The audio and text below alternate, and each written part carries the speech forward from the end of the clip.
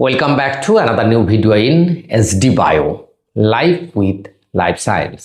গতকাল মাননীয় শিক্ষামন্ত্রী এবং মাননীয় মুখ্যমন্ত্রী যে অনগোয়িং এসএলএসটি প্রক্রিয়া নিয়ে এবং নতুন এসএলএসটি বা শিক্ষক নিয়োগ, অশিক্ষক কর্মী ইত্যাদি নিয়োগ নিয়ে যে ৩৮,০০০-এর গল্পটা বললেন, সেই হিসেবটা নিয়ে কিন্তু অনেকে ধন্দে যে কি এই হিসেবটা, এটা কি বর্তমান নিয়োগের সঙ্গে যুক্ত হয়ে বাকি যেটা রয়েছে সেটা, না আগামী দিনে এই অর্থবর্ষে আবার ৩৮,০০০ নিয়োগের একটা নোটিফিকেশান আসছে, সেই বিষয়টা আজকে একটু ক্লিয়ার করার চেষ্টা করব। তার সঙ্গে ওবিসি নিয়ে স্পষ্ট করলেন রাজ্যের মুখ্যমন্ত্রী।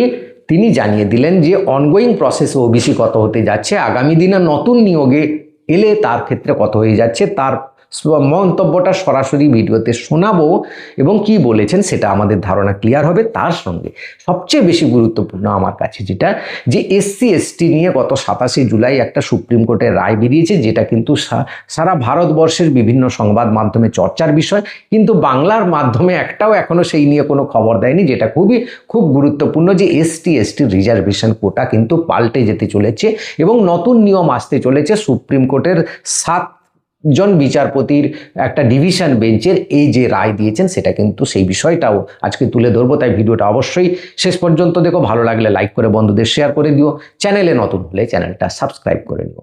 মূল বিষয়ে আসার আগে দু একটা কথা অবশ্যই বলতে হয়। গতকাল আমার একটা ভিডিও যেটা দিয়েছিলাম, যেটা সমস্ত সরকারি সিদ্ধান্ত সমস্ত ডকুমেন্ট সহ প্রমাণ করে আমি প্রমাণ সহ দিয়েছিলাম, সেই নিয়ে অনেকের তার মনের মধ্যে রাগ, তো সেই রাগটা সে উগরে দিচ্ছে এসে চ্যানেলের মধ্যে আজে বাজে কমেন্ট করে, এবং এতটাই বাজে কমেন্ট, এত ভয়ঙ্কর কমেন্ট আমি আমার দীর্ঘ এত জীবনে কোনো ছাত্রের কাছ থেকে শুনিনি।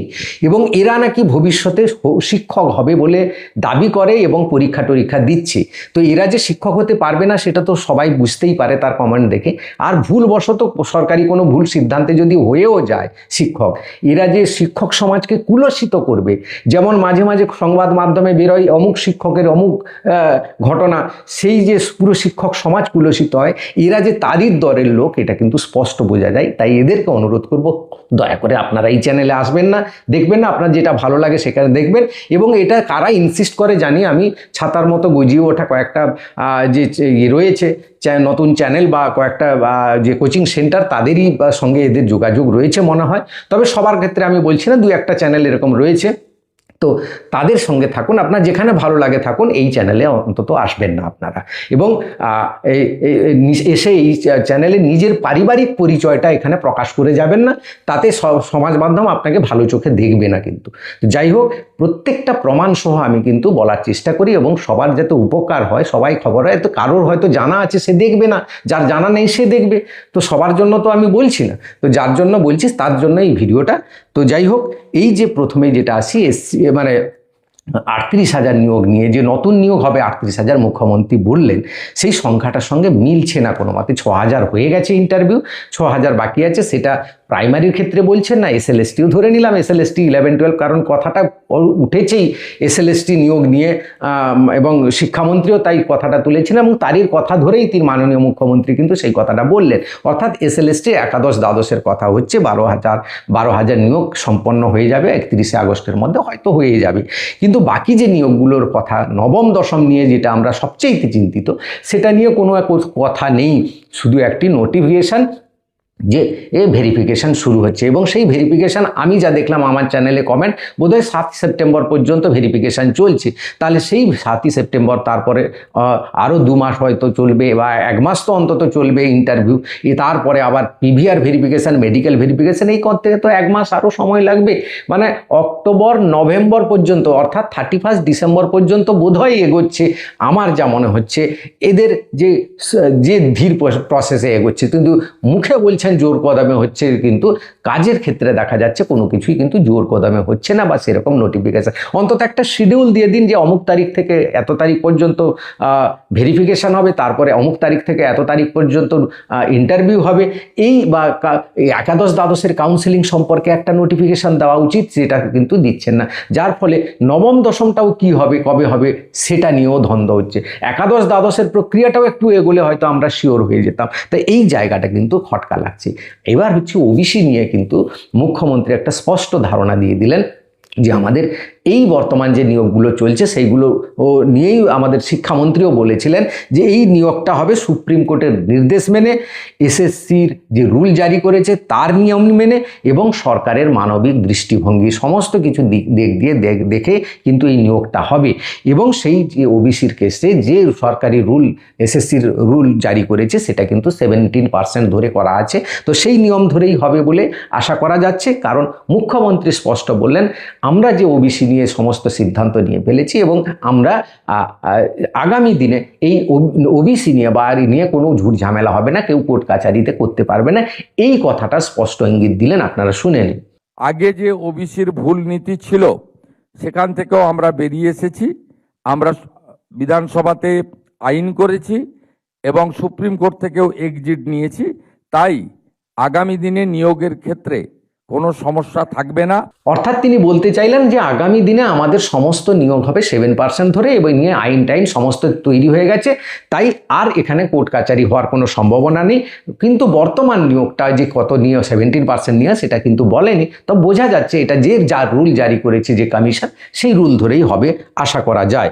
এবার এই অর্থবর্ষে যে 50,000 শিক্ষক, শিক্ষাকর্মী, সেখানে অধ্যাপক, এই সমস্ত মিলে 50,000 নিয়োগ যদি হয় এবং আমি যদি ধরে নিই এটা এই এসএলএসটি এর মধ্যে রয়েছে, তাহলে সেটা 50 থেকে অনেকটা বেশি পেরিয়ে গেছে। কারণ সেখানে স্পেশাল এডুকেটর রয়েছে, প্রাইমারি 12,000 রয়েছে, এসএসসি 35,000, এসএলএসটি 35,000 রয়েছে প্রায়, এবং SSC group C group D 12,000, তার সাথে আরও প্রফেসর নিয়োগ বা অধ্যক্ষ নিয়োগ, এবং এই পুরো ব্যাপারটা কিন্তু 50,000 পেরিয়ে যাচ্ছে। তাহলে আমার মনে হচ্ছে এই যে 50,000-এর 38,000-এর গল্পটা এটা আগামী দিনের কথা উনি বলতে চাইছেন।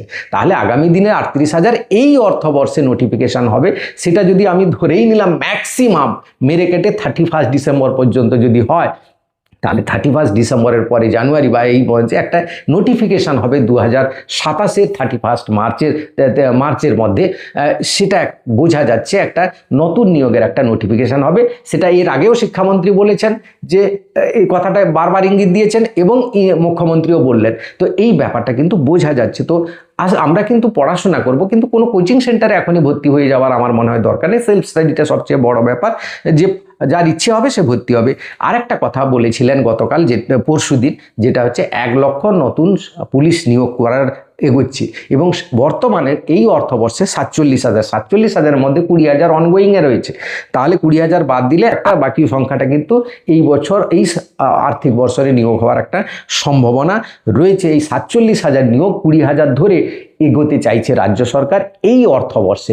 বাকি অর্থবর্ষগুলোতে স্পষ্ট বললেন আগামী দিনগুলোতে আমরা কিন্তু 1 লক্ষ পুলিশ কর্মী নিয়োগ করব। সেখানে অনেক মহিলা পুলিশের একটা নতুন নিয়োগের ব্যাপার আসছে স্বরাষ্ট্রমন্ত্রীর কাছে, সেরকম এই ব্যাপারটা এসছে। এবার আসি যে সুপ্রিম কোর্টে যে এসসি এবং এসটি জাতি নিয়ে যে 7 জন বিচারপতির ডিভিশন বেঞ্চে যে রায় দিয়েছে দুদিন আগে, সেই রিজার্ভেশনে কিন্তু নতুন সংরক্ষণ বিল আসতে পারে। এখানে বলা হচ্ছে যে এসসি জাতিরা রয়েছে 39টা জাতি, তারা 17% পেত এবং এসটিরা প্রায় 7.5% যে জাতিগুলো রয়েছে তারা, সেই এসসির যতগুলো জাতি আছে তারা সবাই কিন্তু 15% হতো। এবারে যে নিয়মটা হতে যাচ্ছে তারা বলছেন যে এটাও কিন্তু সেই ওবিসির মতো ক্রিমি লেয়ার করতে হবে, এরকম একটা কথা উঠেছে এবং অবজারভেশন এসছে যে ক্রিমি লেয়ার এসসির সবাই কিন্তু 100% পাবে না, অর্থাৎ 15%-এর 100% পাবে না।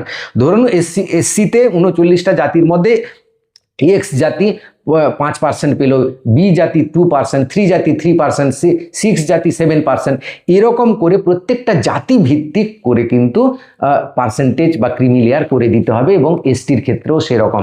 কারণ কি না, বিভিন্ন এসসি এসটির জাতিরা বহুদিন ধরে তারা রিজার্ভেশন অ্যাডভান্টেজ পেয়েছেন, তাদের বাবা মারা চাকরি পেয়ে গেছেন, তারা আর ইকোনমিক্যালি অতটা নয়, ক্রাইসিস নয়, বা তাদের মধ্যে যারা ক্রিমি লেয়ার রয়েছে, তাদের যেটা ওবিসির ক্ষেত্রে আছে, যারা ক্রিমি লেয়ার রয়েছে তারাই অ্যাডভান্টেজটা পাক, নাহলে তারা ইকোনমিক্যালি সাপোর্ট হয়ে আছে, তাদের দরকার নেই, অথচ তারা কিন্তু সেই অ্যাডভান্টেজটা নিয়ে নিচ্ছেন, যার ফলে জেনারেলের ক্ষেত্রে পার্সেন্টেজটা 40% এসে ঠেকেছে।